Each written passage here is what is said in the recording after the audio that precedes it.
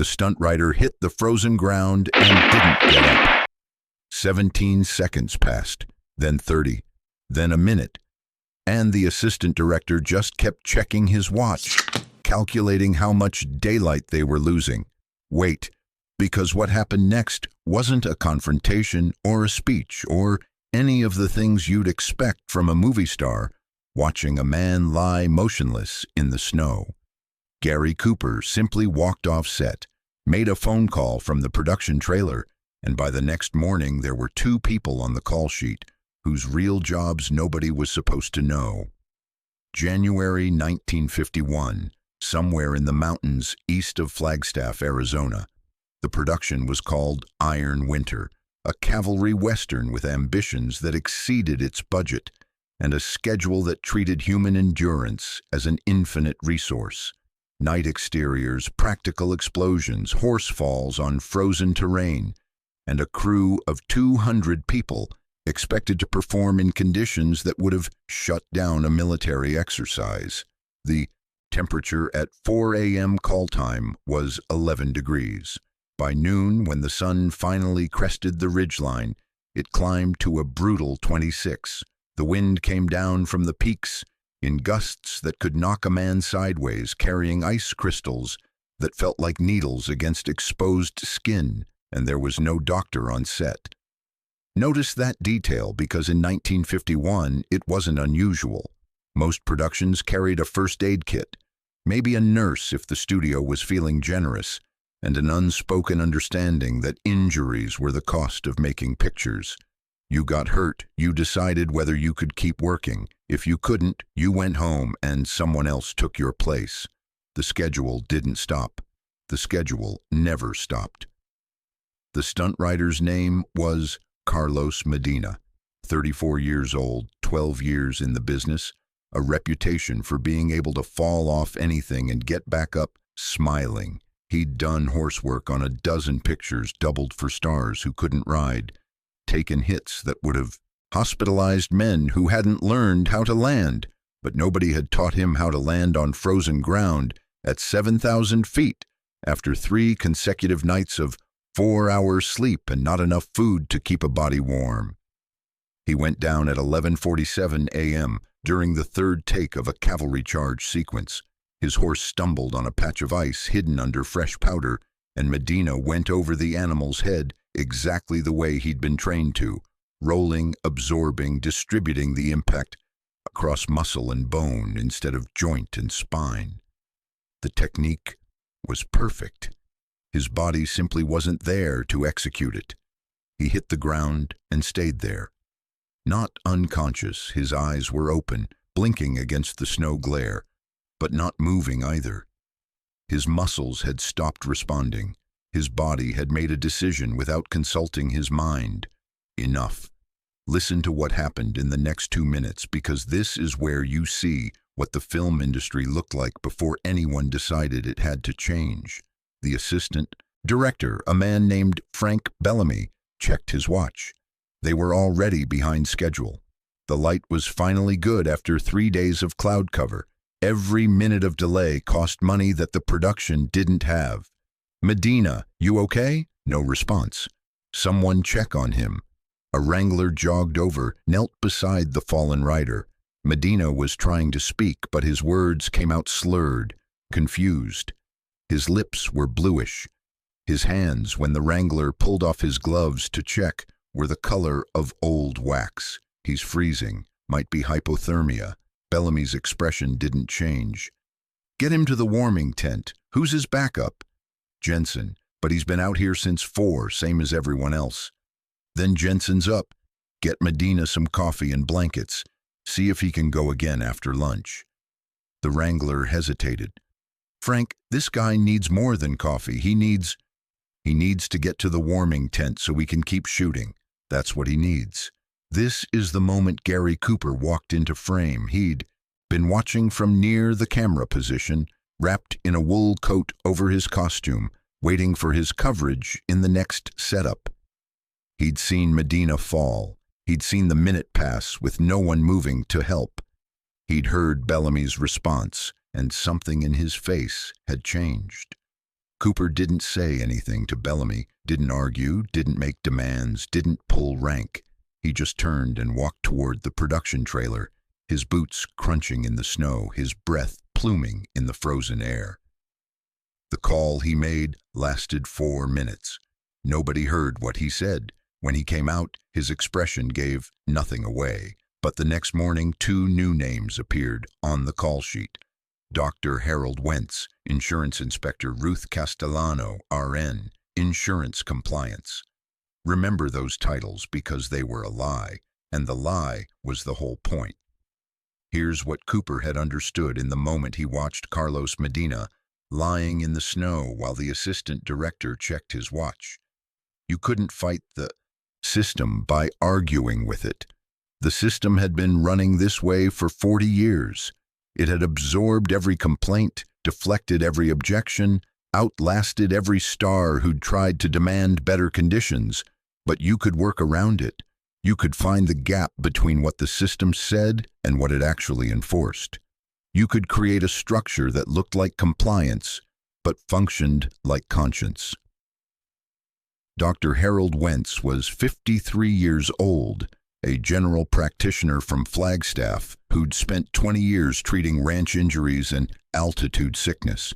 He arrived on set at 6 a.m., the day after Cooper's phone call, carrying a medical bag and a letter identifying him as a representative of the production's insurance carrier. The letter was real. Cooper had called an executive at the insurance company, a man he'd played golf with twice, whose son had once asked Cooper for an autograph, and explained what he needed. The executive had agreed, partly because Cooper asked, partly because the liability implications of an unattended set injury were genuinely terrifying, and partly because the letter cost nothing and committed the company to nothing. Ruth Castellano was 41, a surgical nurse who'd worked at Flagstaff General for 15 years. She arrived with Dr. Wentz, wearing practical clothes and a no-nonsense expression that made it clear she wasn't there to be impressed by movie stars. Bellamy confronted Cooper within an hour. "What the hell is this? We don't have budget for medical staff." "They're not medical staff, they're insurance inspectors. Check the call sheet." Insurance inspectors who just happened to be a doctor and a nurse. Cooper's expression didn't flicker. The insurance company is concerned about liability exposure on a shoot this complex. They sent observers. I don't control what the insurance company does. You expect me to believe you had nothing to do with this? I expect you to do your job, Frank. And I expect that if Dr. Wentz or Miss Castellano tells you to stop shooting because someone's in medical distress, you'll stop shooting. And if I don't, then I imagine the insurance company will have concerns about continued coverage. And without insurance, this production shuts down today. Bellamy stood there, calculating. He was good at his job, which meant he was good at math. The math was simple. Argue with Gary Cooper about 2 people who technically had authority to be there, or accept their presence and keep the schedule moving. Fine. But they stay out of the way. They'll stay wherever they need to be to do their jobs. That's between them and the insurance company. Notice what Cooper had done. He hadn't demanded anything. He hadn't threatened anyone. He hadn't made himself the obstacle that Bellamy would have to push past. He'd simply created a structure that gave authority to people who would use it correctly, and given them cover that made it impossible to remove them without consequences. The first test came on day the 1st. 19. The production was shooting a night exterior, a raid sequence that required explosions, gunfire, and 50 extras running through waist-deep snow while practical charges detonated around them. The setup had taken 3 hours. The first take was scheduled for 11 p.m. By 10:30, Ruth Castellano had already treated 4 cases of early frostbite. By 10:45, she'd found 2 extras who were shivering so badly they couldn't hold their prop rifles steady. By 11, she was standing in front of the first assistant director with her arms crossed and an expression that suggested she'd seen scarier things than Hollywood schedules. These people need to warm up. 20 minutes minimum, hot liquids, get the blood moving. Otherwise, you're going to have hypothermia cases before you finish your first take. We don't have 20 minutes, we're already behind. Then you're going to be more behind when someone collapses and you have to call an ambulance, which will take 40 minutes to get here from Flagstaff. In that time, you could lose someone. The AD looked toward Cooper, who was standing near the camera position watching. Cooper said nothing. He didn't have to. 20 minutes, the AD said finally, but I want everyone back on their marks at 11:20. The take happened at 11:23. Nobody collapsed. The footage was usable, and word started to spread. Listen to how the information traveled, because this is where one production solution became an industry's possibility. Film crews talk. They talk between jobs, at union halls, in bars after rap. They share stories about good gigs and bad gigs, about directors who care and directors who don't, about the small things that make the difference between a shoot that grinds you down and a shoot that treats you like a human being. Within 2 weeks, the story of the insurance inspectors had reached 3 other productions shooting in the Southwest. Within a month, crew members on a John Ford picture were asking why they didn't have medical staff on set.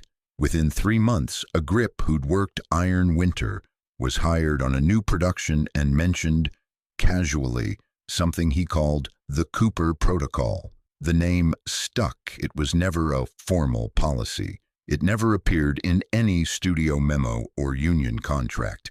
It was just an understanding that began to spread through the industry. On some productions, there were people whose job was to watch out for the people doing the work.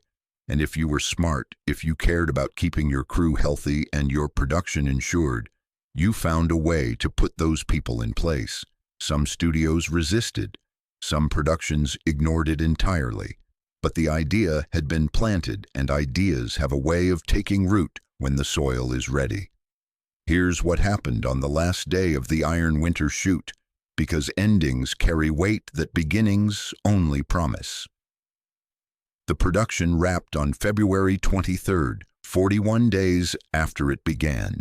The final shot was a simple one, Cooper's character riding toward a sunset that the weather had finally mercifully provided after 6 weeks of clouds and snow.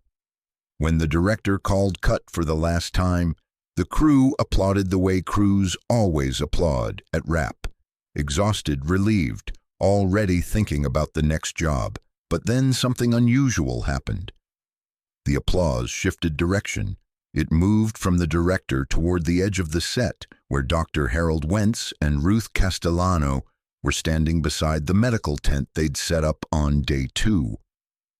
Someone started it, impossible to say who, but within seconds 200 people were clapping for a general practitioner from Flagstaff and a surgical nurse who hadn't taken a day off in 6 weeks. Cooper watched from his horse. He didn't join the applause. He just nodded once in their direction, the way you acknowledge someone who's done exactly what they were supposed to do. Wentz looked embarrassed. Castellano looked like she wanted to get back to packing up her supplies. But here's the detail that matters. When the clapping finally stopped, Carlos Medina, the stunt rider who'd collapsed on day 7, who'd spent 2 days recovering before returning to work, who'd finished the shoot without another incident, walked over to where Cooper was dismounting. "Mr. Cooper, Carlos, I just wanted to say..." He stopped, searching for words. "After I went down, I thought that was it. Thought I'd be sent home, labeled unreliable. Thought my career was over because my body gave out in the cold. That didn't happen. No, it didn't. And I know why." Medina extended his hand. "Nobody ever did anything like that for us before. For the people who take the falls and don't get their names on the poster." Cooper shook his hand. "It wasn't charity, Carlos, it was math. Production can't run if the people doing the work can't stand up." "Maybe. But most people don't do the math. Most people just check their watch and ask who's next." Cooper didn't have an answer to that. He just held the handshake for a moment longer. then necessary, then turned to hand his horse off to the wranglers. The Cooper Protocol didn't become official policy for another 15 years. It took union negotiations, liability lawsuits, and more than a few tragedies before the industry formally required medical staff on productions of a certain size.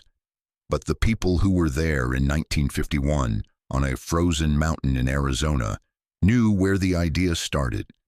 They knew it started with a phone call from a production trailer, 2 names on a call sheet, and a man who understood that fighting the system directly was a losing game, but working around it, creating structures that forced better behavior, that could actually change things.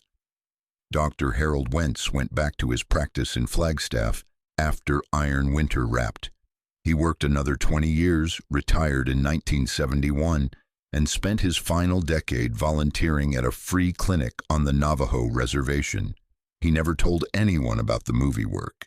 It wasn't the kind of thing you bragged about in Flagstaff. Ruth Castellano was different. She got a taste for the chaos of film production and spent the next 18 years working as a set nurse on pictures across the Southwest. When she finally retired in 1969, she'd been on 37 productions, and she'd been asked to leave exactly 2 of them for refusing to let shooting continue when someone was in danger. Both times, she told an interviewer years later, the production manager screamed at me about the schedule. Both times, the person I'd stopped them from working ended up in the hospital anyway, just 3 days later instead of that afternoon. And both times, nobody thanked me. That's the job. You don't do it for thanks. You do it because the alternative is watching someone get destroyed while everyone pretends it's normal. The interviewer asked if she'd ever met Gary Cooper again after Iron Winter. Once. About 5 years later, different picture. He probably didn't remember me, but I walked up to him anyway and said, "I'm the nurse from Arizona." And he looked at me for a long moment and said, "How many productions have you shut down since then?" I told him 2. He nodded and said, "Not enough. Keep going." She paused. That was it. No big speech, no reminiscing about the old days, just keep going, like it was obvious. Like what other option was there? Look at what the story actually asks of anyone who hears it. Not whether you'd make the phone call, that's easy to answer from a distance. The real question is closer and harder. When you see a system grinding people down, do you waste energy arguing with it? Or do you find the gap, the workaround, the structure that forces better behavior without requiring anyone's permission? Cooper didn't ask the studio to care about stunt riders. He didn't petition for policy changes. He didn't give speeches about human dignity. He just made a phone call, invented a job title, and created a situation where stopping production for medical reasons became easier than continuing. The system didn't change because someone convinced it to. The system changed because someone made it more expensive to keep doing the wrong thing than to start doing the right thing. That's not idealism, that's engineering. And somewhere in every industry, every institution, every organization that's grinding people down while checking its watch, there's a gap waiting for someone to find it. The question isn't whether the gap exists. The question is whether you're willing to make the phone call. If you enjoyed spending this time here, I'd be grateful if you'd consider subscribing. A simple like also helps, more than you'd think. This is a dramatized story inspired by real people and events. Specific dialogue, scenes, and side characters are creative reconstruction for storytelling purposes.